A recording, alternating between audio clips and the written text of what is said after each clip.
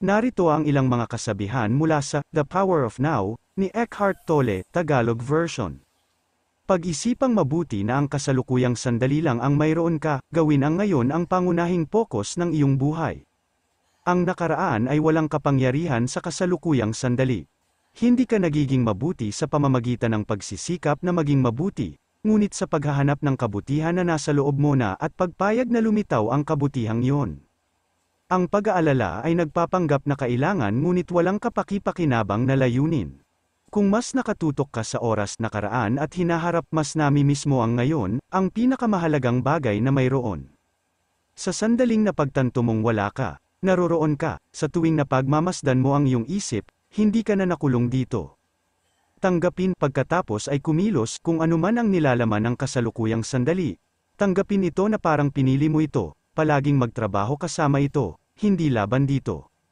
Lahat ng mga bagay na tunay na mahalaga, kagandahan, pag-ibig, pagkamalikhain, kagalakan, kapayapaan sa loob, ay nagmumula sa labas ng isip.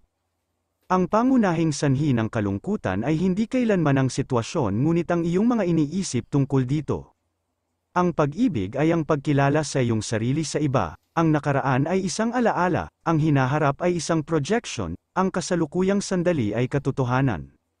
Sinasabi ng ego, hindi ako dapat magdusa, at ang pag-iisip na iyon ay nagpapahirap sa iyo ng higit pa, ito ay isang pagbaluktot ng katotohanan, na palaging kabalintunaan.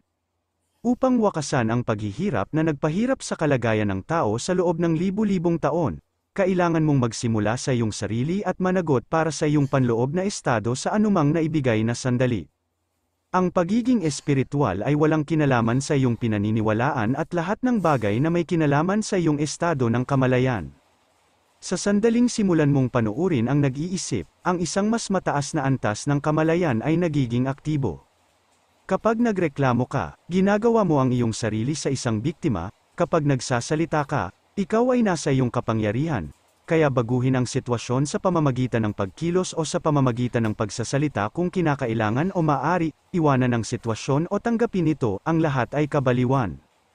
Ang mga quote na ito ay patuloy na nagbibigay diin sa kahalagahan ng kamalayan sa sarili, pag-iisip, at pamumuhay sa kasalukuyang sandali bilang isang landas sa panloob na kapayapaan at espiritual na paggising.